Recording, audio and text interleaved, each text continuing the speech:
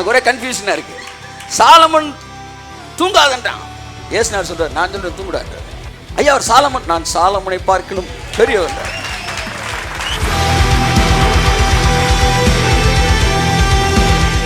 இயேசு தான் சொன்னாரு, வானத்தை பார்க்கிற பூமியை பார்க்கிற இது என்ன காலம் உனக்கு தெரியலையா? இந்த காலம் இளைப்பாறுகிற காலம்.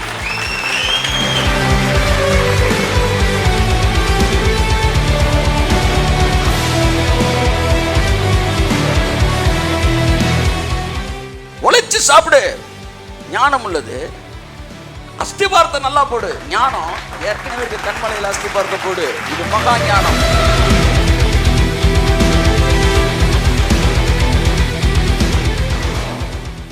இன்னைக்கு இருக்கிற ஊழியக்காரங்க எல்லாம் சந்தோஷத்தை துக்கமாக்க வந்திருக்கிறாங்க.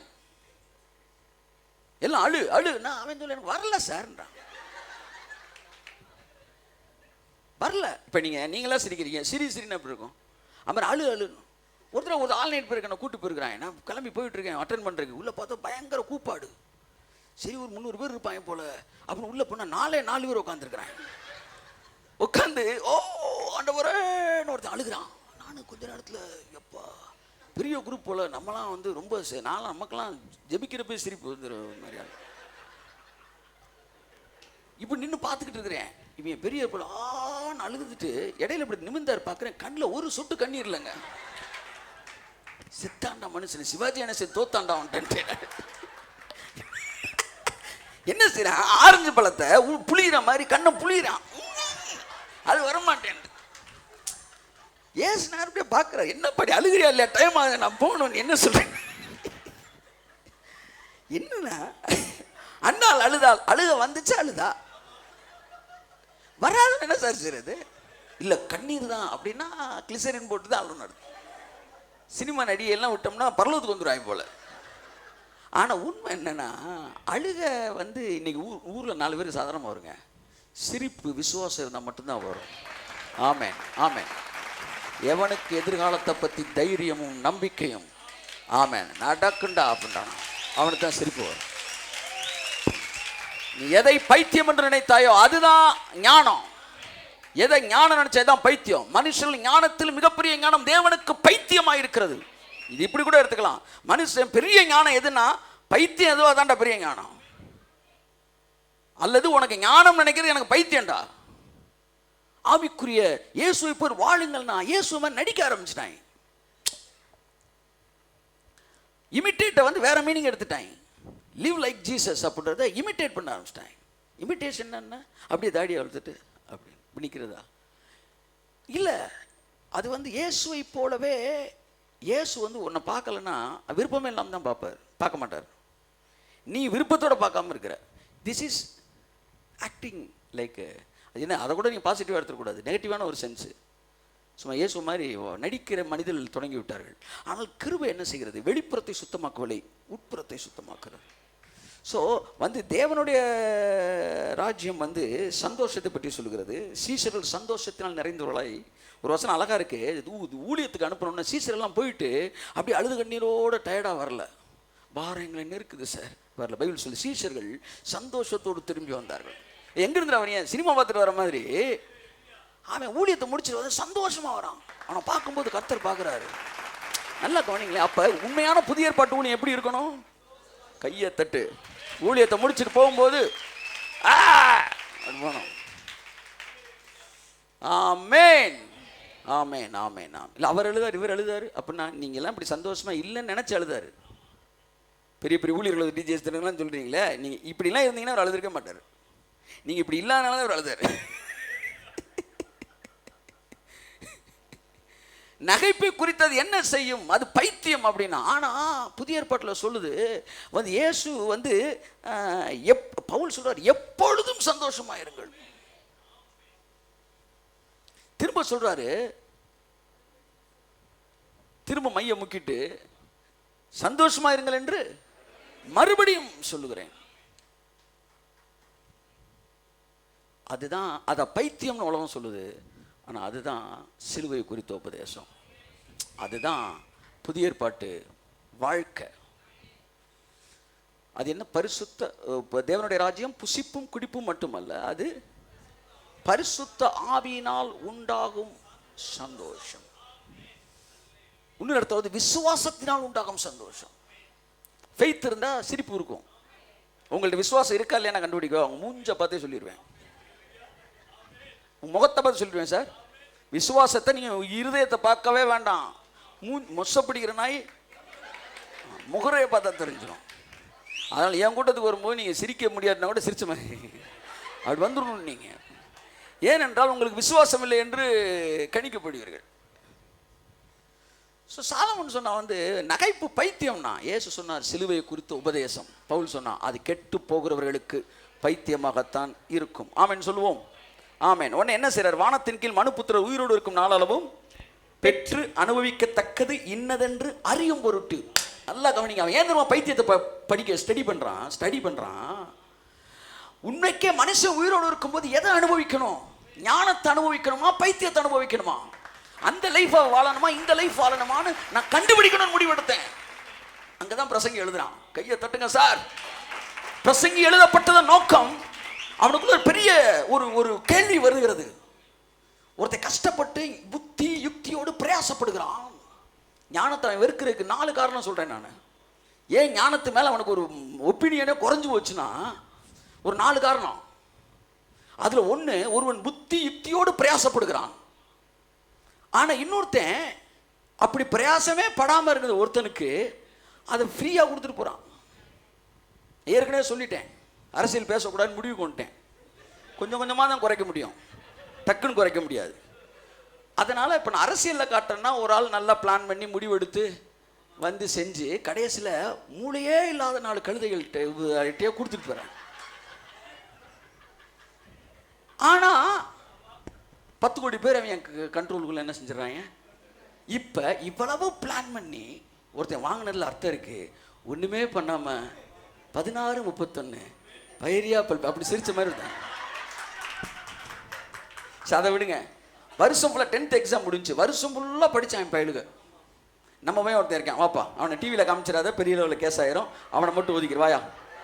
இவன் வாப்பா இவன் பள்ளியிடத்துக்கு பாதி நாள் போனான்னு தெரில, ஸ்பைக் அப்பாது கொஞ்சம் வைட்லேயே பெரிய லெவலில் பிரச்சனை ஆகி போயிடும். இவன் பரீட்சைக்கு கூட்டி போயிட்டாங்க. இவன் லைட்டாக கொஞ்சம் பார்வை கொஞ்சம் இதாக இருக்கணுன்னே இவனுக்கு எழுதுறதுக்கு என்ன செஞ்சுட்டாங்க?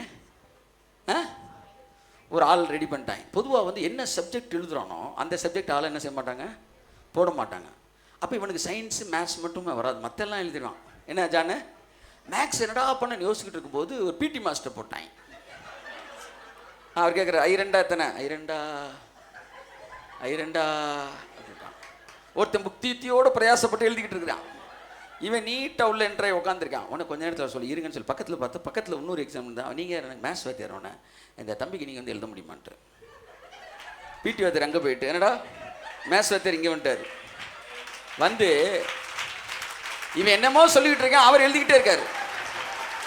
கடைசியில் சொன்ன போப்பா சார் மார்க்கு 98 வாங்கிடுவோம் போ சொன்னாரா இல்லையா? 98 மார்க் போட்டே சொல்லிட்டார். வருஷம் ஃபுல்லாக படித்தான் பாருங்க ஒருத்தன் சாலமன். இதை பார்த்தோன்னே சாலமன் வெக்ஸ் ஆகிட்டான். எல்லாம் மாயை, மனதுக்கு சஞ்சலட்டான். சாலமன் திறமைசாலி, இவன் பாக்கியசாலி. பழைய ஏற்பாட்டு பக்தர்கள் திறமைசாலி, நாங்கள் பாக்கியசாலி. ஆமென். ஒருவன் புத்தி யுக்தியோடு பிரயாசப்படுகிறான், பிரயாசப்படாதிருந்த இன்னொருவனுக்கு இலவசமாய் தருகிறான். இதுதான் சிலுவையிலே நடந்தது. அவர் தன்னுடைய வாழ்நாள் முழுவதும் ஒரு பாவமும் செய்யாமல் வாழ்ந்து எல்லா பாவமும் செய்த என்னை எனக்கு சகல ஆசீர்வாதத்தினாலும் என்னை ஆசீர்வதித்திருக்கிறார் என்பதை சாலமன் பார்த்தபோது சொல்லிட்டான், இனிமே பிரயாசம் ஹார்ட் ஒர்க் என்பதின் மீது இருக்கிற ஆசையை நான் விட்டுவிட வகை பார்த்தேன். கையத்தட்டே. இனிமே ஹார்ட் ஒர்க்கே சப்ஜெக்ட்ல இருக்காரான்ட்டான். அழகா எழுதுகிறார். அந்த வசனத்தை வாசிப்போம். 2:20. ஆகையால் சூரியனுக்கு கீழே நான் பட்ட எல்லா பிரயாசம்னா ஹார்ட் ஒர்க், பிரயாசத்தின் மேலுள்ள ஆசையை விட்டுவிட வகை பார்த்தேன். இது வரைக்கும் அப்படி அப்படி அப்படி அப்படின்னு பேசிக்கிட்டு இருந்தேன் நான். இதெல்லாம் வேஸ்ட்டு, எல்லாம் அவர் முடிச்சிட்டாரு. இதைத்தான் பவுல் எழுதுறான். என்ன எழுதுறான்? எல்லாவற்றையும் நஷ்டம் என்று விட்டேன், குப்பையுமாய். கையை தட்டுங்க சார். ஆமென், ஆமென், ஆமென், ஆமென். இந்த டிரான்ஸ்ஃபர்மேஷன் நடக்குது, டைமென்ஷன் மாறுது. ஞானம் ஒன்று நினைச்சு எல்லாத்தையும் சேர்த்தோம். அதான் அடுத்த அதிகாரத்தில் எழுதுறாரு, கற்களை சேர்க்க ஒரு காலம் உண்டு, கற்களை எறிந்து விட ஒரு காலம் உண்டு. ஓ, துக்கிக்க ஒரு காலம் உண்டு, நகைக்க ஒரு காலம் உண்டு, புலம்ப ஒரு காலம் உண்டு, நடனம் பண்ண ஒரு காலம் உண்டு. கையை தட்டே. ஆமென். அப்ப என்ன சொல்றான்? காலத்தை கண்டுபிடிக்கிறான். எப்படி எல்லாமே டெவலப் ஆகுதோ, ஸ்பிரிச்சுவல் வேர்ல்டு, இந்த ஸ்பிரிட் வேர்ல்டு, இந்த ரெவலேஷன் வேர்ல்டு எல்லாமே டெவலப் ஆகிட்டே இருக்கு. சமயத்தில் இந்த கர்த்தர் சொன்ன, உனக்கு என்னென்ன சொல்லி கொடுத்தா எல்லாத்தையும் சொல்லி முடிச்சிரு. எதையுமே புக்கு போடணும், அது போடணும், இன்னும் அடுத்த வருஷத்துக்கு மேகசின் எழுதணும் வைக்காது. அடுத்த வருஷம் வேற மேட்டர் ஓடிக்கிட்டு இருக்கும். உன் மேட்டர்லாம் எவனும் என்ன செய்ய மாட்டாங்க, கேட்க மாட்டாங்க. நீயா படிச்சுக்க வேண்டிய. அதனால் இருக்கிறத ஃபுல்லாக ரிலீஸ் பண்ணிடு, ரிலீஸ் பண்ணி தட்டி விட்டுரு. உன்னை அடுத்த மண்டலத்துக்கு கர்த்தர் அழைத்து செல்லும்போது வேறொரு உலகத்தில் வேறு விஷயங்களை பேசிக்கொண்டு இருப்போம். ஆமென். அப்ப என்ன முடிவு எடுக்கிறான்? பிரயாசத்தின் மீது இருக்கிற ஆசையை விட்டுவிட வகை பார்த்தான். எதெல்லாம் ஹார்ட் ஒர்க்கு, எதெல்லாம் பிளான் பண்ணி செஞ்சோம் அதை விட்டுட்டு அப்படி டிபெண்ட் பண்ண ஆரம்பிச்சான். பிளான் பண்ணி வாங்குறதுல இருந்து சுதந்திரவாளியை பார்க்குறான். சுதந்திரவாளி என்பவன் திட்டமிடாமல் வாங்கிக் கொள்ளுகிறான். திட்டமிடாமல் வாங்கிக் கொள்வது சுதந்திரவாளி. எப்படி சுதந்திரிப்பது என்பதை தான் பழைய ஏற்பாடு பேசிக்கிறேன். ஆனால் சுதந்திரவாளியாய் பிறப்பது புதிய ஏற்பாடு. அப்ப என்ன நடக்குதுன்னா, ஒண்ணுமே செய்யாம அப்படியே வந்துருது. இந்த உபதேசத்தை சொன்னா கேட்பாங்களா? கட்டாயம் அது எப்படி எல்லாமே வந்துதாமே, எல்லாம் ஆசீர்வதிக்கப்பட்டாங்க எல்லாமே அப்படின்னா அது பைத்தியமா தெரியுது உங்களுக்கு. பைபிள் சொல்லுது, சிலுவை பற்றி உபதேசம் கிரேக்கருக்கு பைத்தியமா இருக்கு. கிரேக்கர்னா தலை பெருத்தவர்கள். யூதருக்கு இடரலா இருக்கு. இடரெல்லாம் என்ன, ஜெபிக்காம என்ன அவன் பாவத்துக்கு கொண்டு போகிறான், அந்த ஒரு இது வருது, கொண்டு வருது. நன்றாக புரிந்து கொள்ளுங்கள். முதலாவது அவன் சொல்கிறான், நான் சோதிச்சு பார்க்குறேன் என் இருதயத்தை. இது ரொம்ப முக்கியமான வார்த்தை. மனுஷன் அனுபவிக்கத்தக்கது இன்னதென்று நான் அறியும்படிக்கு. அதான் முக்கியமான வார்த்தை. அவன் மதுபானம் குடிச்சான், அது பண்ணா, இது பண்ணான்னா அவன் இந்த உலகத்துக்கு ஒரு மேட்டரை சொல்லணுன்றதுக்காண்டி அவன் தன்னை என்ன பண்ணா, எக்ஸ்பெரிமெண்ட்டுக்குள்ள கொண்டு போனான். வாசிங்க இந்த 3ஆம் வசனத்தை, 2-3. வானத்தின் கீழ் நிறுத்தி வாசிமா. மனுபுத்திரர் உயிரோடு இருக்கும் நாளளவும் பெற்று அனுபவிக்கத்தக்கது இன்னதென்று அறியும் பொருட்டு என் இருதயத்தை ஞானத்தால் தேற்றிக் கொண்டிருக்கும் போதே நான் என் தேகத்தை மதுபானத்தால் சீராட்டி கொண்டிருக்கவும். எப்படி பிரிச்சிருக்கான் பாருங்க, ஸ்பிரிட் சோல் பாடின்னு பிரிச்சிட்டான். அப்பவே அந்த அறிவு அவனுக்குள்ள வந்துருச்சு. என் சோல் வேற, என் பாடி வேற. என் இருதயத்தை ஞானத்தில் தேற்றிக் கொண்டிருக்கும் போதே என் சரீரத்தை மதுபானத்தால் சீராட்டினேன். எதற்காக? மதியினத்தை பற்றி கொண்டிருக்கேன், உள்ளத்தில் வகை தேடினேன். எதற்காக? நான் பாவம் செய்ய வேண்டும் என்பதற்காக அல்ல. வாழ்நாளெல்லாம் உயிரோடு இருக்கிறவர்கள் எதை பெற்று அனுபவிக்க வேண்டும் என்பதை நான் அறிந்து கொள்ள விரும்பினேன். ஒன்று இப்படி வாழணுமா, அல்ல அப்படி வாழணுமா? மனிதன் நல்லா செய்யுங்க, பாவம் செய்யுங்கள் என்ற வார்த்தை இது வரைக்கும் பேசவே இல்லை. நானும் என்ன சொல்ல வருகிறேன் என்றால், ஒன்றை நீங்கள் சாதித்து வாங்கவில்லை, உங்கள் உழைப்பினால் வாங்கவில்லை, உங்கள் அழைப்பினால் தான் நீங்கள் பெற்றுக் கொள்கிறீர்கள். சுதந்திரவாளி என்ற இடத்துக்கு வரும்போது அறிவங்க மேட்ரே கிடையாது, அறிவங்க விஷயமே கிடையாது. பிள்ளை என்பதினால் அவர்கள் சுதந்திரவாளி ஆக்கப்படுகிறார்கள். ஆமென் சொல்லுவோம். அடுத்த வசனம் வாசிமா. நான் பெரிய வேலைகளை செய்தேன், எனக்காக வீடுகளை கட்டினேன், திராட்சை தோட்டங்களை நாட்டினேன். அப்படியே சொல்லிக்கிட்டே வராரு. அதுக்கப்புறம் வாசிங்க 11. என் கைகள் செய்த சகல வேலைகளையும் நான் பட்ட எல்லா பிரயாசத்தையும் கண்ணோக்கி பார்த்தேன். இதோ எல்லாம் மாயையும் மனதுக்கு சஞ்சலமுமாய் இருந்தது. சூரியனுக்கு கீழே பலன் ஒன்றுமில்லை. அடுத்து, பின்பு நான் ஞானமானது என்ன என்றும் பைத்தியமும் மதியினமும் என்ன என்றும் பார்த்து அறியும்படி திரும்பினேன். ராஜாவுக்கு பின்வரும் மனுஷன் என்ன செய்யக்கூடும்? 14. ஞானியின் கண்கள் அவன் முகத்திலே இருக்கிறது, மூடனோ இருளிலே நடக்கிறான். ஆகிலும் ஆகிலும் எல்லாம் சொல்லுங்க. ஆகிலும் அவங்க 2 பேருக்குமே ஒரே மாதிரி தான் நடக்குதுட்டான். புரியுதா உங்களுக்கு? யோனா வந்து டிக்கெட்டை மாற்றி எடுத்துட்டாரு கப்பலில். அவன் யார்? அந்த இடத்துல தப்பு செஞ்சவன். உடனே கப்பலில் வந்துச்சு, கப்பல் அலை வந்துச்சு, மோதிச்சு, தூக்கி போட்டுச்சு, உயிருக்கு போராடினாயன், அழுதாயன், கதறினாயன். நீ பிரசங்கம் பண்ணுற யோனா தப்பாக டிக்கெட் எடுத்தார், தப்பாக டிக்கெட் எடுத்தார். இப்போ இந்த யோனா கப்பல் மூழ்கலை. ஆனால் இதில் இருந்தவன்லாம் இப்போ வந்து நீங்கள் போய் டைட்டானிக் கப்பலில் செத்தவங்கெல்லாம் போய் இன்டர்வியூ எடுத்த மாதிரி உயிரோட பிழைச்சவங்களை இன்டர்வியூ ஜாக் அப்படின்னு தொடங்கினாங்கல்ல, அந்த மாதிரி யோனா கப்பலில் போய் எடுத்தோம்னா அவன் சொல்லுவான், தம்பி அவன் ஒருத்தன் தானே டிக்கெட் தப்பாக எடுத்தான், நாங்களாம் டிக்கெட்டை கரெக்டாக தானே எடுத்தோம், நாங்கள் கரெக்டாக டிக்கெட் எடுத்த பிறகு எங்களுக்கே எவ்வளோ பிரச்சனை வந்துச்சு. ஒரே ஒருத்தன் டிக்கெட் தப்பாக எடுத்தான், 90 பேர் டிக்கெட்டை சரியாக எடுத்தாங்க. ஆனால் மூடனுக்கு என்ன சம்பவிச்சதோ அதை ஞானிக்கு சம்பவிக்குது. இது நெகட்டிவ் சென்ஸில் ஓல்ட் டெஸ்டமெண்ட்டில். ஆமாம், அதுக்கு பேர் தான் பைத்தியம். இதையே தேவன் பாசிட்டிவ் சென்ஸில் நியூ டெஸ்டமெண்ட்டில் யூஸ் பண்ணுறாரு. 90 பேர் டிக்கெட்டை தப்படுத்தாங்க, பவுல் ஒரே ஒருத்தன் டிக்கெட்டை கரெக்டாக எடுத்தான். ஆனால் ஒருத்தனுக்காக இருக்கிற 300 பேர் என்ன செஞ்சார்? காப்பாற்றினார். இப்போ நான் என்ன சொல்ல வரேன், இந்த ஞானம் பைத்தியம் ஞானம் பைத்தியம்னு பேசும்போது, ஞானம்ன்றது உழைச்சி ஒன்று செய்கிறது, ஒன்று அச்சீவ் பண்ணுவாங்கிற, பைத்தியம்ன்றது அப்படியே அண்டிங்கில் இது பண்ணுறது. இப்போ போன வாரத்துக்கு முன்னாடி நம்ம மழைக்காக ஜோம் பண்ணோம். நேற்று நல்லா மழை பெஞ்சிச்சு, 2 நாள் மழை பெஞ்சிச்சு, இன்னும் நல்லா பெய்யும், அது வேறு விஷயம். இப்போ எனக்கு கேள்வி என்னென்னா, 50 பேருமா ஜோம் பண்ணாங்க? அதான் சொல்ல வரேன். அப்போ என்னன்னா, ஒருத்தர் நல்லோர் ஒருவர் உண்டனில் அவர் பொருட்டு எல்லோருக்கும் பெய்யும் மழைன்னு வள்ளுவர் சொல்கிறாரு. அப்போ இந்த ஒருத்தன் ஞானியாக இருக்கான், மற்றவன் மூடனாக இருந்தாலும் நான் என்ன சொல்ல வரேன்னா, இப்போ அதை கூட விட்டுருங்க, மூடன் சம்பவிப்பில் ஞானிக்கு சம்பதிக்குது. இப்போ என்னன்னா, யோசேப்பு என்ன பண்ணார்? கர்த்தர் உருட்டி செதுக்கி பிரட்டி வறுத்து எல்லாம் பண்ணி வசனம் அவனை புட்டமிட்டு அவன் அப்படியே போய் ராஜாவாக்கி அப்படியே உட்காந்துருக்கிறான். அண்ணன் தம்பி ஒரு 10 பேர் அம்புட்டு அயோக்கியத்தனை பண்ணிட்டு உள்ள விட்டாங்க. இன்னைக்கு காலையில் யோசித்தேன், இவங்களும் ராஜா வீட்டோட சேர்ந்த எல்லாம் நல்லா வழங்கினான், நீங்கள் நல்லா இருங்கன்ட்டான். இப்போ என் கேள்வி, இங்கே வர்றதுக்கு உன்னை எவ்வளவு பாடுபடுத்துறார் கர்த்தர், ஆனால் இவன் பாடு எல்லாம் விட்டான். இதை கூர்ந்து கவனிக்கிறான் சாலமோன். அப்ப ஞானத்தினால் எனக்கு என்னடா லாபம்? அப்ப வேலை செய்யாமல் அனுபவிக்கும் பைத்தியம் என்றால், தேவன் தம்முடைய பிள்ளைகளை அதன் வழியாகத்தான் ஆசீர்வதிக்கிறார். அதான் சொல்ல வரேன், நீ ஞானியாக வேண்டும் என்பதல்ல. அதனாலதான் பவுல் எழுதுறாரு, அவரே எங்களுக்கு ஞானமானார். கை தட்டுங்க ஒரு அவருக்கு. ஆமென். அவர் தான் எங்க ஞானம். நாங்க தனிப்பட்ட முறையில் ஆசீர்வதிக்கப்படுவதற்கு எங்களுக்கு வேறு ஞானம் தேவை இல்லை, அவரே எங்கள் ஞானம். இப்ப அவருக்கு கீழே வந்த உடனே பாருங்க, நீதிமானுக்கு என்னெல்லாம் நடக்குது அது எனக்கு நடக்குது சார், அது உங்களுக்கு நடக்குது சார்.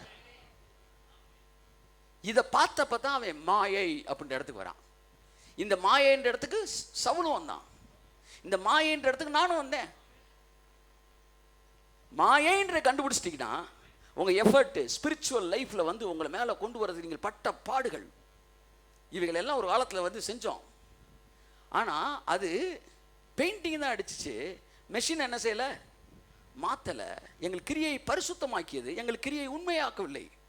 உண்மையாக்குவது வேறு, பரிசுத்தமாக்குவது. ஏசாயா சொல்றான், அந்நாட்களில் அவள் கிரியை நான் உண்மையுள்ளதாக்குவேன். உண்மையுள்ளதாக்குறேன்னா என்ன? பரிசுத்தமாக்குறேன். என்ன? நான் கெட்டதை விரும்புகிறேன், ஆனால் நல்லது மட்டுமே செய்கிறேன். இப்போ நான் பரிசுத்தமாக இருக்கிறேன், ஆனால் உண்மையா இல்லை. புரியுதா உங்களுக்கு? ஏன்னா கெட்டதை விரும்புகிறீங்க, நல்லதை செய்கிறீங்க, அதனால் நீங்கள் உண்மையா இல்லை.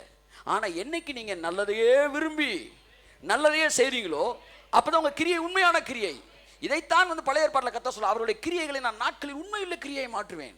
வெளியே இருக்கிற ஹோலினஸ் எல்லாம் வெறும் வந்து பெயிண்டிங்காக இருக்காது, அது இன்னர்லேருந்து நடக்கிற ஒரு டிரான்ஸ்ஃபர்மேஷனாக இருக்கும். கர்த்தர் நம்மை ஆசீர்வதிப்பார். ஆமென். என் அன்புக்குரியவர்களே, நான் சீக்கிரமாக சில காரியங்களை சொல்லிவிட்டு கடந்து செல்ல விரும்புகிறேன். அதாவது மூடனுக்கு 15 வருஷம் மூடனுக்கு சம்பவிக்கிறது போல எனக்கும் சம்பவிக்கிறதே. அப்படி இருக்க நான் அதிக ஞானம் அடைந்ததினால் காரியம் என்ன என்று சிந்தித்தேன். அதாவது பாசிட்டிவ் நெகட்டிவா நடக்கிற மாதிரி எனக்கு நடக்குதுன்ற பேசுறேன். நான் என்ன சொல்றேன், ஞானிக்கு சம்பவிப்பது போல எனக்கும் சம்பவிக்கிறதே. ரெண்டுமே பதியனம் தான், ரெண்டுமே பைத்தியம் தான். ஆனா இந்த பைத்தியம் தான் கிருபையின் உபதேசம். அதான் அவன் சொல்றான், மூடனுக்கு சம்பவிக்கிற மாதிரி ஞானிக்கு சம்பவிக்கின்றான். நான் என்ன சொல்றேன், ஞானிக்கு சம்பவிக்கிற மாதிரி எனக்கு சம்பவிக்குதுன்றேன். கைத்தட்டு கொடுத்து அவருக்கு. ஆமென், ஆமென். எப்போ இவங்க 2 பேரும் ஒரே தராசுக்கு வராங்களோ அப்பவே அது என்னவாயிருது, வந்து மாயாயிருது, பைத்தியம் ஆயிருது. அந்த பைத்தியத்தின் அந்த சிலுவையின் உபதேசம் அதைத்தான் பேசுது. என்னன்னா, நீ பாவியா இருந்தாலும் நீ அவருக்கு பிள்ளையாய் மாறும்போது அவருடைய ஆசீர்வாதங்களுக்கும் குணநலங்களுக்கும் பாத்திரனாய் நீ மாறுகிறபடினாலே அவருடைய சகல ஆசீர்வாதத்திற்கும் நீ சுதந்திரவாளியா இருக்கிறாய் என்பது கிரேக்கருக்கு பைத்தியமாயிருக்கிறது.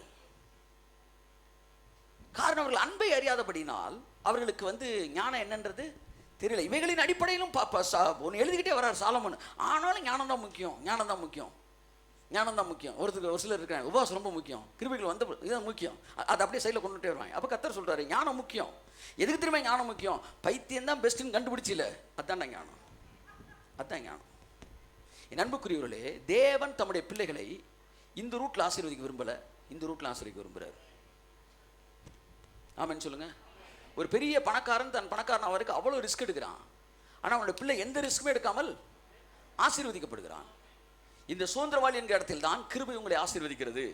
இது மற்றவருடைய பார்வைக்கு பைத்தியமாய் இருக்கிறது. ஆனால் தேவன் சிலுவையின் உபதேசத்தை பைத்தியமாகத்தான் என்ன செய்கிறார்? வைக்கிறார். ஆமென் சொல்லுவோம். ஸோ சூரியனுக்கு பட்ட பிரயாசத்தை வெறுத்தேன். வசனம் 18. சூரியனுக்கு கீழே நான் பட்ட பிரயாசத்தை எல்லாம் வெறுத்தேன்.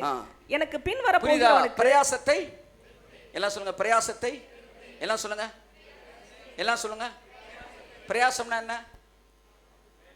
நான் என்னுடைய சொந்த முயற்சியில் எடுக்கிற எஃபர்ட். இப்படி வரணும், அப்படி வரணும், என் வாழ்க்கையில் இப்படி இருக்கணும், அப்படி இருக்கணும். என்ன உருண்டு இருப்போம், என்ன ஜெபம் பண்ணியிருப்போம். ஜெபம் பண்ணுறது தப்பு இல்லை. ஆனால் ஒன்று செஞ்சுக்காங்க, விசுவாசத்தை மட்டும் தேவன் மேலே வைங்க, ஜெபத்து மேலே இல்லை. ஜெபத்தில் விசுவாசமாய் இருக்கிறோம், ஜெபத்தின் மேல் விசுவாசமாய் இருக்கும்படி தேவன் நம்ம என்ன செய்யலை அழைக்க வேண்டிய பிரச்சனை ஜெபத்தின் மேல் விசுவாசம். ஆனால் இயேசு சொன்னது ஜெபத்திலே விசுவாசம். Have faith in prayer, not on prayer. நீ டோட்டல் பெண்டிகாஸ்டில் 90% ரெடி ஆகுறாங்க. They have faith on prayer. ஆமென் சொல்லுவோம். அப்ப பிரயாசத்தை விட்டுவிட வகை பார்ப்பது தான் ஞானத்தில் இருக்க அடுத்த ஸ்டாண்டர்ட். நான் அந்த இடத்துக்கு வந்துட்டேன். அல்லேலூயா சொல்லுங்க. அந்த இடத்துக்கு வந்துட்டேன். சமீபத்தில் கர்த்தர் என்கிட்ட சொன்னார், இங்கே பாரு, எல்லாம் சரி பண்ணு, பிஏ சிஸ்டத்தை சரி பண்ணு, கேமராவை சரி பண்ணு, எல்லாம் சரி பண்ணு. ஆனாலும் நீ நினைக்கிற இடத்துக்கு என்னைக்கு வரணும்னு நான் திட்டமிட்டுருக்கணும், அன்னைக்கு தான் நீ வருவேன். அல்லேலூயா சொல்லுங்க. அப்படி சொன்னோட எனக்கு கெஸ்ட் வந்துருச்சு. நான் இன்னைக்கு உருள்றனால, எண்ணெயை தேய்ச்சி உருள்றனால எல்லாமே ஒரே நாள் என்ன செஞ்சிடாது, நடந்துராது. எல்லாமே உங்க கையில் இருக்கு. நீங்க நினைக்கும் போது இளைப்பாறுதலிலிருந்து நீங்கள் தவறி இளைப்புக்குள் வருகிறீர்கள். ஆனால் என்றைக்கு எல்லாம் தேவன் கையில் இருக்குன்னு நினைக்கிறீங்களோ அப்பதான் இளைப்பாறுதலுக்குள் வருகிறீர்கள். ரொம்ப எஃபர்ட் எடுக்கும்போது என்ன நடக்குதான் வாசிக்கிறேன். 23 வசனம் வாசிங்க. 22, 23. மனுஷன் சூரியனுக்குள்ளே படுகிற எல்லா பிரயாசத்தினாலும், இங்க பாருங்க, எல்லா பிரயாசத்தினாலும் அவனுடைய இருதயத்தின் எண்ணங்களினாலும் அவனுக்கு பலன் என்ன? அவனுக்கு என்ன பலன்? அடுத்து, அவன் நாட்கள் எல்லாம் அலுப்புள்ளது, அலுப்புள்ளது. அவன் வேலைகள் வருத்தம் உள்ளது, வருத்தம் உள்ளது. ராத்திரியிலும் அவன் மனதுக்கு இளைப்பாறுதல் இல்லை, இல்லை. இதுவும் மாயை, இதுவும் மாயை. இந்த பாருங்க, ரொம்ப எஃபர்ட். நீங்க கிறிஸ்தவங்க நிறைய பேர் வாழ்க்கை அப்படித்தான் இருக்கு. பகல்லாம் ஜெபிச்சுட்டு உபவாசம் முடிச்சு நைட்டு தூங்கும்போது பரலோகத்துக்கு போயிருவோமா, பரலோகத்துக்கு போயிருவோமா, சபையை எப்படி வளர்க்குறது. பெரிய கம்பெனி ஓனரு திட்டத்தை போட்டு அவன் எல்லாம் பிளான் பண்ணிட்டு நைட்டு தூங்கும்போது அவனால் தூங்க முடியல. நாளைக்கு காலை அவரை பார்க்கணும், அவரை பார்க்கணும். ஆனால் அன்றைக்கி மூடையை தூக்கி போட்டுறதுக்கு ஒரு 10 பேர் வந்திருக்கிறாங்க. அந்த 500 மூடையை தூக்கி போட்டோன்னு காசை வாங்கிட்டு போய் அவன் நிம்மதியாக தூங்கிட்டான். வேலை செய்கிறவன் அவன் என்ன செய்கிறான், பாடியில் வேலை செஞ்சாலும் நல்லா கவனிங்க, பாடியில் செய்கிற வேலையை சொல்ல மென்டல் உரியை பற்றி பேசிக்கிட்டு இருக்கிறான். இவன் உரியில் இருக்கிறவன் தூங்கவே மாட்டானா. ஆனால் மூடை தூக்கி போட்டு போகிறவன் நிம்மதியாக தூங்கிறான். தனியாக போட்டு தூங்குறானோ போட்டான்னு தூக்குறானோ, ஆனால் தூங்கிடுறான். உடம்பு வலி தான் இருக்குது, மனசு வலி அவனுக்கு இல்லை. ஆமாம், நாளைக்கு வேலை வந்தால் நாளைக்கு வரும்டான்றான். அவனும் வாழ்க்கை வாழ்றான், அவனும் இருக்கிறான். நண்புக்குரிய இவன் மனசில் இளைப்பாறுதல் இல்லை. எங்கே இளைப்பாறுதல் நீங்கள் மிஸ் பண்ணுறீங்களோ அது ஞானம் கிடையாதுங்க. அவ்வளோதாங்க. எங்கே ரெஸ்ட்டை நீங்கள் மிஸ் பண்ணுறீங்களோ அது ஞானம் கிடையாது. அது எவ்வளவு பெரிய பரலோகத்துக்கு போகிற வேலையாகவே இருக்கட்டுமே. ஒரு சொன்னா பரலோகத்து பேர் என்ன சார், பேர் என்ன சார், பேர் என்ன சார்னு கேட்டான். நான் போகவே மாட்டேன், இதில் சந்தேகமே இல்லை. ஏன்னா பைபிள் தெளிவாக சொல்லுது, பயப்படுகிறவர்கள் பரலோகத்தில், ஆமாம், பயப்படுகிறவர்கள் பரலோகத்துக்கு போகவே மாட்டாங்க. பரலோகத்துக்கு போகாம நீ பயந்து போகவே மாட்டேன். நாங்கள் நிம்மதியாக தூங்குறோம். என்னன்னா, வழுவாதபடி எங்களை காக்கிறவரும் தம்முடைய மகிமையுள்ள சன்னிதானத்தில் மாசற்றவனை கொண்டு போய் நிறுத்த வல்லமையுள்ளவரும் தாம் ஒருவரே ஞானமுள்ளவரும். என்னை அழைத்த தேவனை என்னை கொண்டு போய் நிப்பாட்டுவார். என் ஜாதகத்தை எழுதி வச்சுட்டாங்க. ஒரு நாள் நான் பிதாவை நேருக்கு நேரம் பார்ப்பேங்க, என் ஜாதகத்தில் இருக்குங்க. என்னை கொண்டு போய் நிப்பாட்டுவாருங்க. மாசற்றவனாய், நீ யாரா குறுக்க வந்து நின்றுட்டு ஜாதகம் சொல்லிட்டு இருக்கிற? மாசற்றவனாய் என்னை கொண்டு போய் நிறுத்துவாராம். கிருபைக்குள் வந்த உங்களை, என்னை இயேசுக்குள் வந்த உங்களை, என்னை அவர் கொண்டு போய் நிப்பாட்டுவாராம். அதனால தாங்க நல்ல ஃபுட்பால் பிளேயருக்கு கால் பந்து கிடைச்ச உடனே மக்கள் கை தட்டுறாங்க. அவன் கைக்கு பந்து வந்துச்சுன்னா கோல் போஸ்ட்டுக்கு போயிடும். இவர் கைக்கு ஒருத்தன் வந்தான்னா பரலோகத்துக்குள்ள போயிடுவான். ஆமென், ஆமென். எங்களுக்கு தைரியம் இருக்கு. நீ பைத்தியம் பைத்தியன்ற பத்தியா, நாங்க நிம்மதியா தூங்கிட்டு இருக்கோம்டா. ஆமா, நீ உபவாசம் 21 நாள் காபா கீபான்ற குழப்பத்தில் இருக்கிற நீ.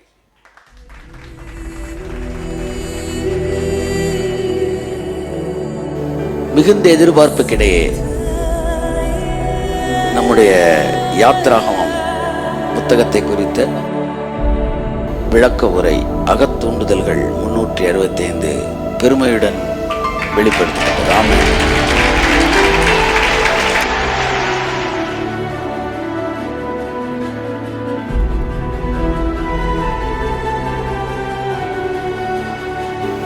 ஒரு புத்தகத்தை என்ன நோக்கத்தில் எழுதுறாங்களோ அந்த நோக்கத்தில் படிக்கிறவங்க படிக்கணும். It's a inspirational view or life சேஞ்சிங்காக எழுதப்பட்டது.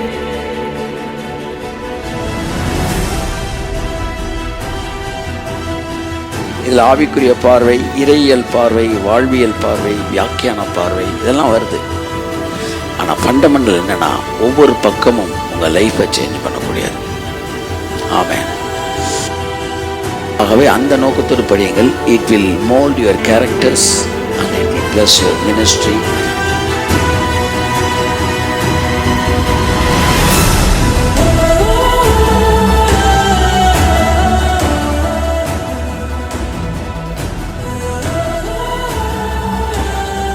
$250 இந்த புத்தகத்தின் விலை.